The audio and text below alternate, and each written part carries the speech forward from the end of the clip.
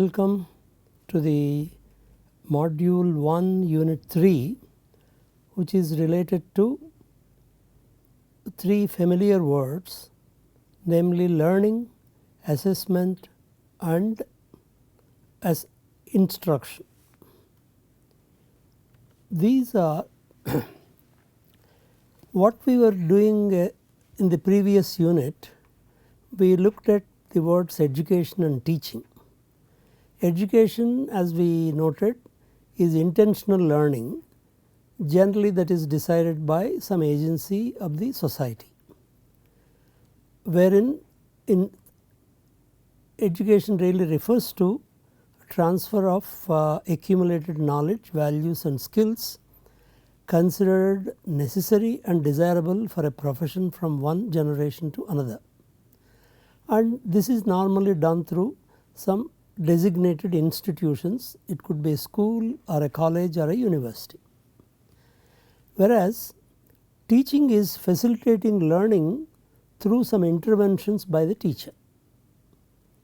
These interventions can be many, but the choice of this intervention is based on the preferences of the teacher or the nature of the subject and the context. So, there are a large variety of types of interventions that can be brought in by the teacher. Now, coming to our present unit, there are 2 outcomes. One is, again we try to get introduced to the familiar words learning, assessment and instruction, and also try to understand the centrality of assessment in facilitating good learning. These are the 2 major outcomes that we are trying to attain. Now, coming to the learning, learning can be defined from several standpoints. First thing is, learning is acquiring some new knowledge, skills and values which we did not have prior to learning. If learning did not make any difference to any of these areas, that means the learning has not taken place. So, learning is acquiring new knowledge, skills and values that we did not have prior to the event of learning. Then another way of looking at learning is a process that leads to change, which occurs as a result of experience and increases the potential for improved performance and future learning. So, for what we are saying is learning is a process that leads to some change. And another way of putting it is learning is a complex interaction of myriad influences, including genes, neurophysiology, physical state, social experience and psychological factors. As these factors are different for different individuals, so what may happen is learning is not exactly the same for all the learners in a particular during a organized learning experience. And what happens as we keep learning, our view of the world keeps changing, because anything new that we acquire is built on top of what we already know, and sometimes whatever we learned can make a difference to us, sometimes may not make a difference to us. So, but still in the net our view of the world keeps changing as we learn.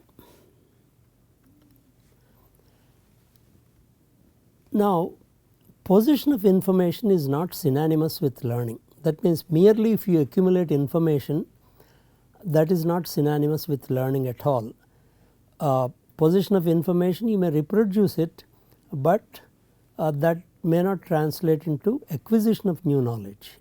So, possession of mere information is not synonymous with learning. A little bit of neuroscience point of view, learning is stabilizing through repeated use certain appropriate and desirable synapses in the brain. So, after all learning takes place in the brain. So, physiologically what happens is certain synapses, because of repeated use, they get stabilized, they become somewhat semi permanent. So, learning is can be interpreted in terms of stabilizing the desirable synapses. You may also stabilize some undesirable synapses which leads to acquiring some bad habits. Now, another way of looking at again from neuroscience, learning imposes new patterns or organization in the brain, and this phenomenon has been confirmed by electrophysiological recordings of the activity of nerve cells. So, what was observed is, as you keep learning, new patterns of organization in the brain are observed through available experimental methods. Now, there are a whole bunch of learning theories, and still newer theories are coming into vogue. The oldest one that we know of is the behaviorism. It is based on saying that we do not know what exactly is happening inside the brain. That is because this particular viewpoint was came into being during early part of the 20th century, and here the school of behaviorism stated learning is the acquisition of new behavior through conditioning. That means people are given some stimuli and they respond in some way. By conditioning, we can make people to respond in a desirable way. So, that is what the behaviorism is. There has been enormous amount of criticism of this over the decades, but still there are many practices that have come from behaviorism which are still in use during both elementary to university type of education. Then another theory is cognitivism, where around 1940s there is some amount of understanding what is happening in the brain. Based on that, it was felt humans learn by generating knowledge and meaning through sequential development of their cognitive abilities. We will be spending more time on this cognitive abilities, and these include recognition, recollection, understanding, application, reflection, analysis, evaluation and creation. These are all the cognitive activities a human can perform. So, to that extent our learning can be looked through these cognitive activities. Then came what we call social constructivism. First, constructivism is what it believes is, as we keep learning, our view of the world keeps changing. So, we are continuously reconstructing our view of the world. And then social constructivism says that we can do that through social interactions much better. And there is enormous amount of research that is done, and some schools follow strictly their entire school learning through social constructivism. Techniques like discovery learning, hands-on learning, experiential, collaborative, project based, task based learning are all based on this theory of constructivism. Now, relatively recent one, it is called Hotagog, is the study of self-determined learning. What it means is, it is a form of self-determined learning that is holistic, a learner centered approach to learning and teaching in formal and informal situations. Now, what it consider this can be technically absorbed under social constructivism, but here it highlights this. That means knowing how to learn is a more important skill than just acquiring knowledge. And this is where what do you call, this also gets reflected in one of the program outcomes that we are going to look at, namely the people, the what do you call, a graduate of engineering program should know how to learn by himself, because of the constant change in the structure of our communities, workplaces, technologies. You can't remain static and you have to constantly learn on the fly, and that is how Hotagog becomes a dominant is considered important in present era.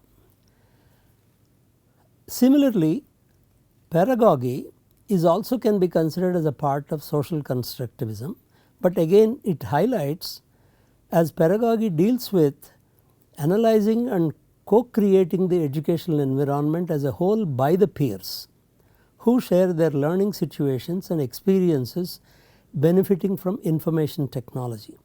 That is, you learn better through social interactions, and one should actually plan the learning situations like that. And the role of information technology is that the peers need not be always face to face, they can interact with each other over the internet. Then another learning theory is Constructivism. This is still the result of the today's growth in the information technology. Constructivism is the integration of principles explored by chaos, network and complexity and self-organization theories.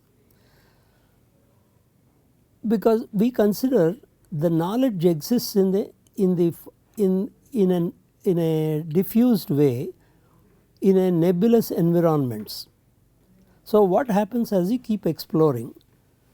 For example, as a learner, you yourself can explore what is this concept of Constructivism and how it is going to be useful to you with respect to your subject. When you explore, there is a tremendous amount of knowledge that is available in various nodes. That means various websites that you will have. Depending on how you keep traversing that, your learning will differ. So your Constructivism to that extent is a means of learning which you can consider nonlinear, and it cannot be exactly decided in advance. This is the way you have to learn, like reading a given textbook. So these are some of the learning theories. There can be, one can maybe list some more, but these are the present day dominant learning theories. Now educational psychologists derive principles of learning process, and some of the principles of learning, some examples are contiguity, that is how two topics are related to each other. So one topic becomes prerequisite to the next one, which is a fairly simple thing to understand. And through another one is repetition. As we know, through repetition we can understand or learn better.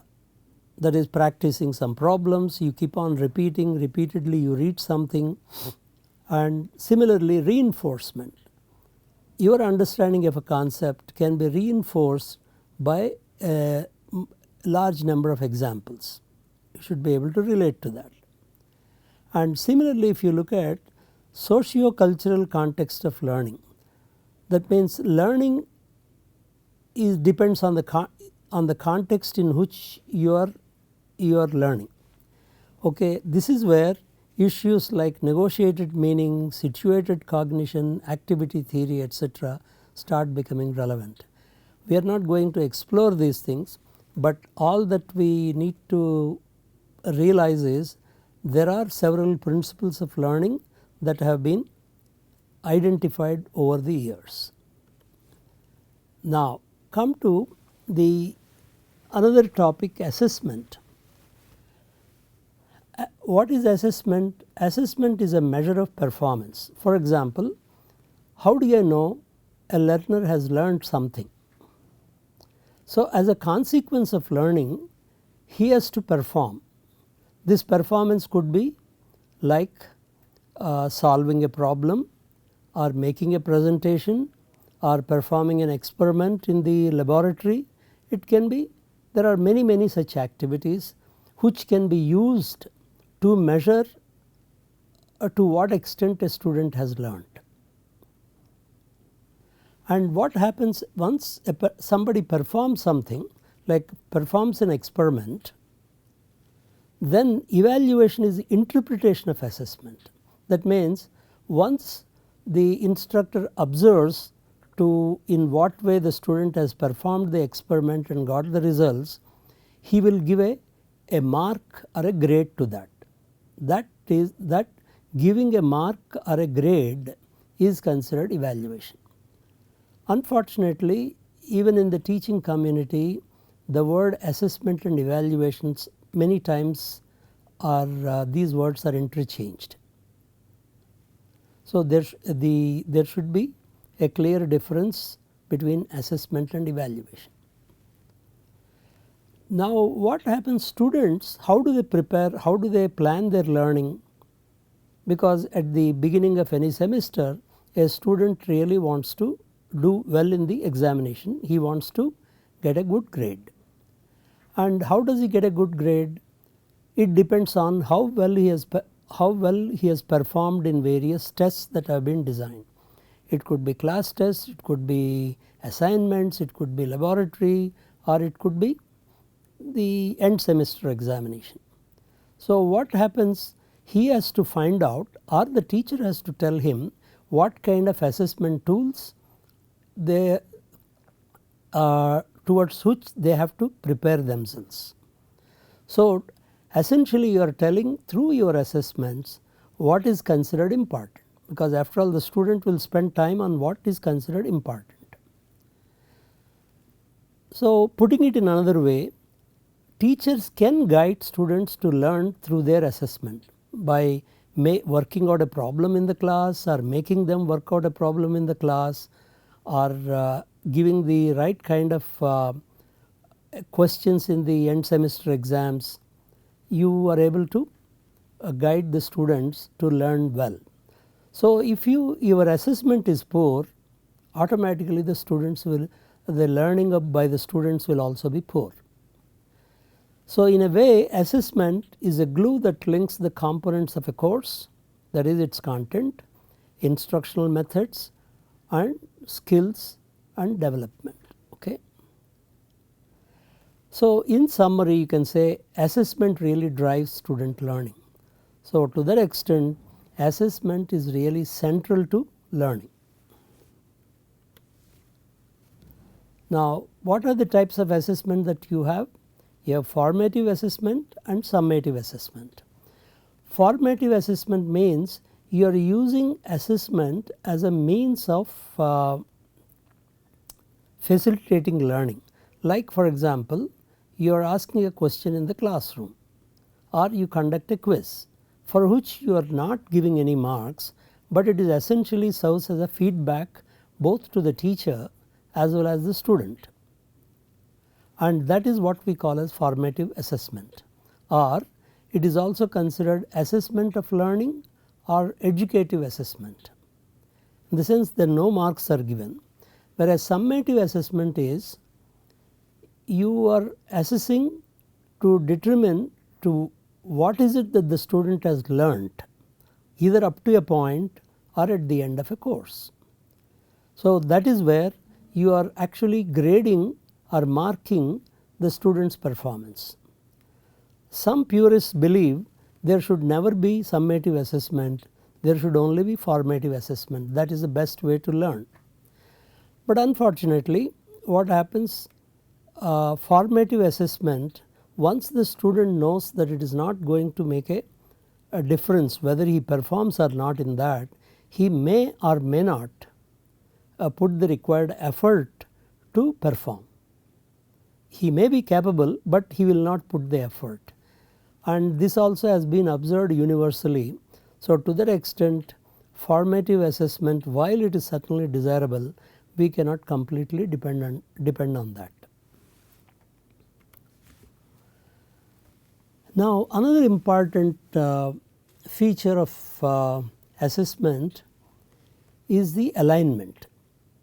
Assessment should be in alignment with stated outcomes of education. Your stated outcomes, which we will see in great detail in the later units, if the outcome, for example, considers the student should be able to solve certain problems, let us say in electronics. That means he should be able to design a circuit to perform a certain function. That is the goal. But in actual assessment, you only ask the theory of a device, or describe a circuit, or find out what is the function of the circuit. If your assessment is only limited to that, that means your assessment is not in alignment with the stated outcome. This is one of the very important properties, and unfortunately today if you look at the majority of the test papers or the university exams, there is a total lack of alignment between the assessment and at least perceived outcomes of the course. So, a systematic effort should be made in designing your test papers to ensure there is adequate alignment between assessment and the stated outcomes. Okay. We will be seeing more of this in later units. Now come to the third topic, namely instruction. Purpose of instruction is to help people learn and develop, and learning and development, as we will see in later units, can be looked at 4 levels. It is a cognitive level, affective, it is not really level, domains of learning you can say: cognitive domain, affective domain, psychomotor domain and spiritual domain.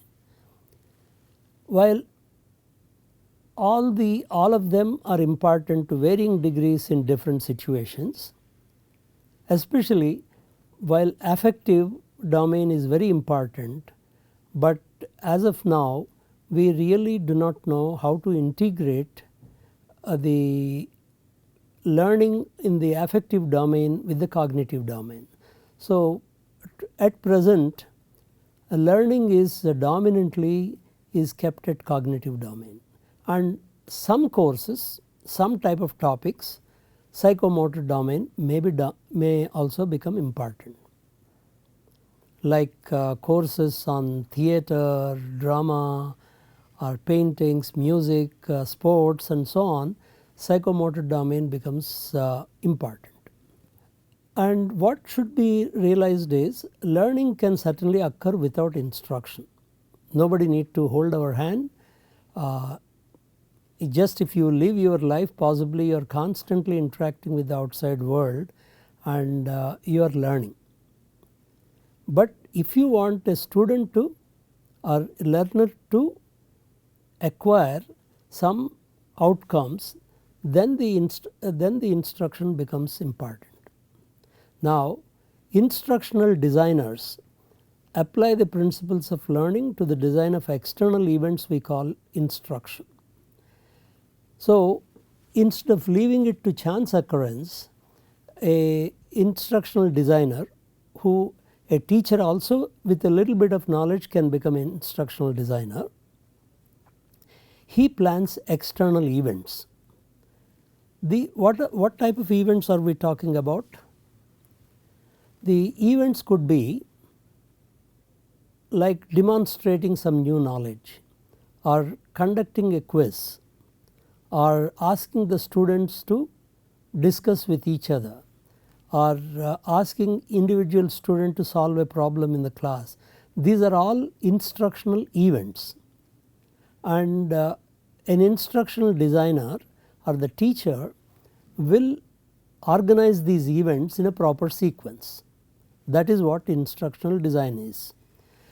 And we need some principles of instructional design. What would they do? These, if you understand the principles of instructional design, they would help instructor to decide when practice and feedback will be most effective. That means at what point of interaction in the classroom or otherwise you have to make student to practice something, and when do you take the feedback. You have to choose the right kind of movement for it to be most effective. And when do you actually want to work students in groups? Some exercises are best done in groups, some are not suitable for group activity. So an instructor will have to decide when is it beneficial to put students into groups.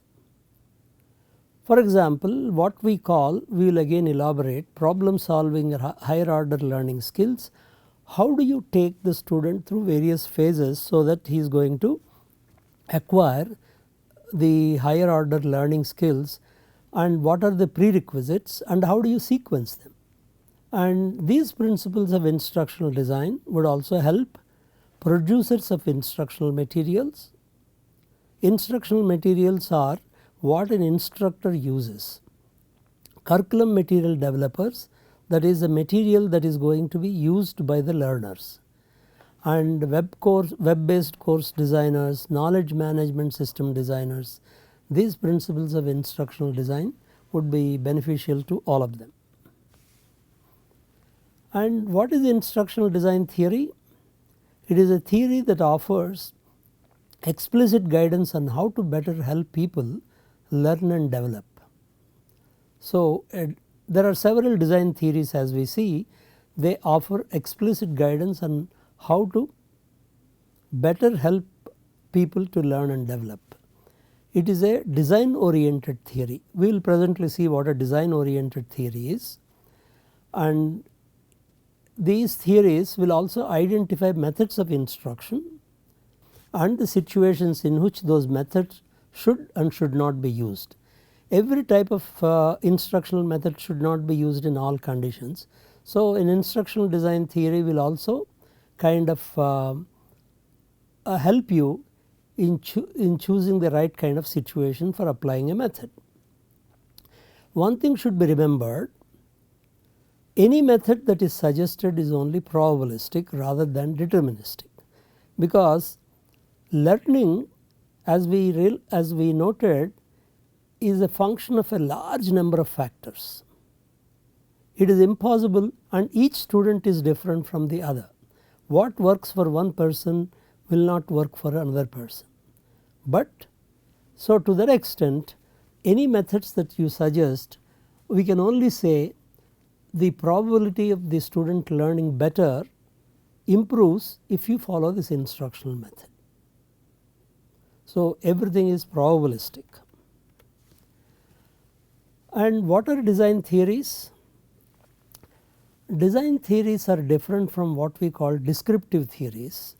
Most of the research that we do in any particular discipline is dominantly descriptive theory. Descriptive theory means a cause A leads to effect B. You may hypothesize and then either experimentally or theoretically you prove or disprove A leads to B or not.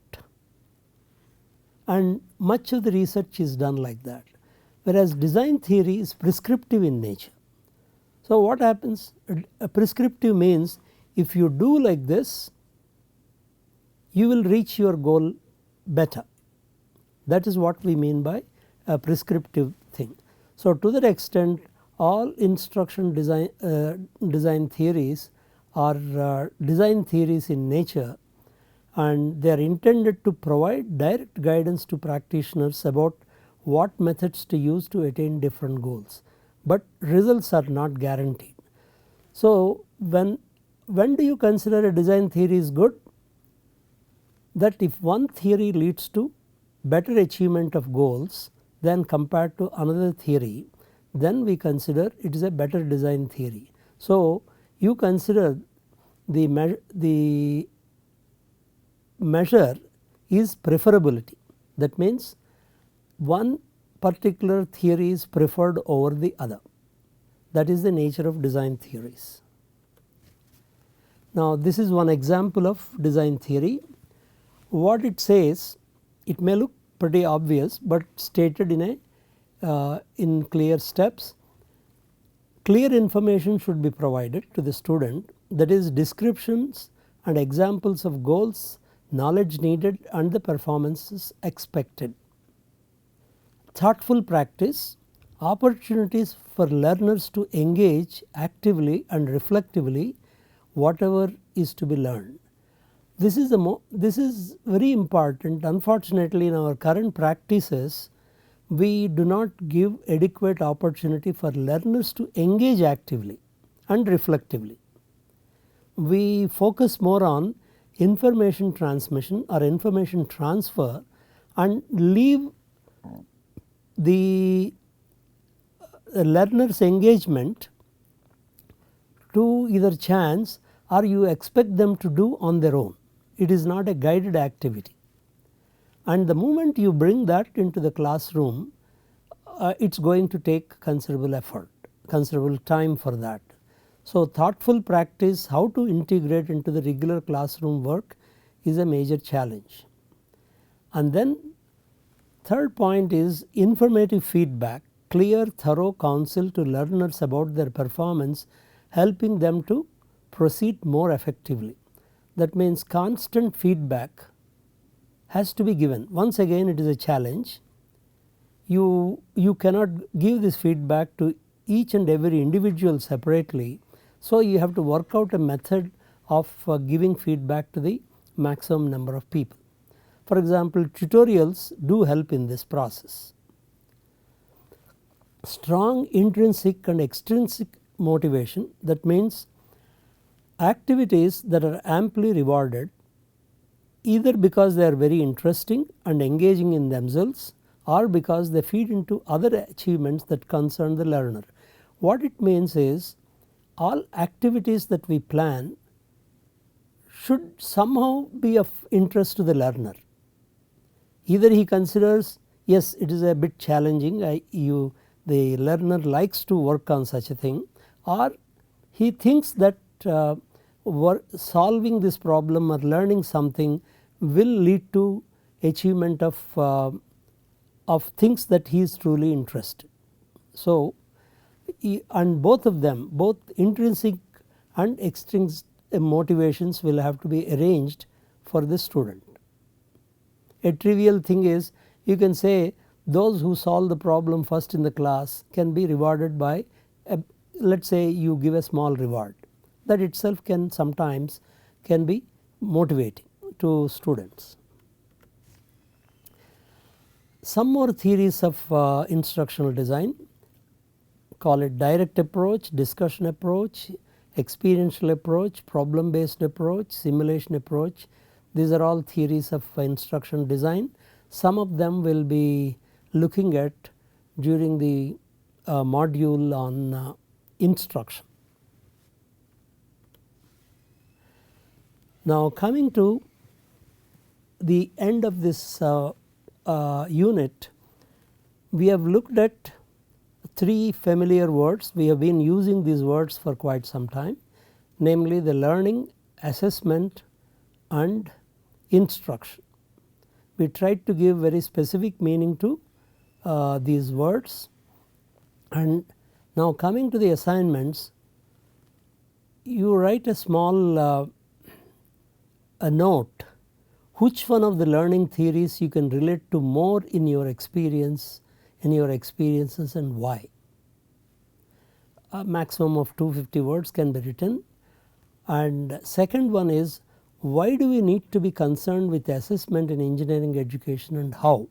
How do you, in what way, if you are concerned about assessment, how are you going to, where is it going to reflect, what are you planning to do?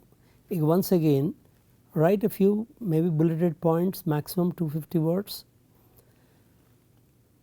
Give 2 examples of your approaches to instruction you felt led to better learning by students in the courses you taught or experienced. So, take 2 examples from your own course which you have taught several times, and try to take an example from that you thought by following that the students have learned better.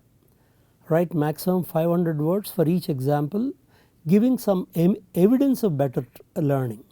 It is not your view alone, but some evidence will have to be given you on basis on which you thought the students have learned better. Now, when we go to the next unit, we attempt to now understand the features of outcomes and outcome based education that make the education student centric. As we said right in the first unit, the major shift that is taking place is making the education student centric. So, we try to establish through the next maybe 2 units that outcome based education truly makes education student centric. Thank you.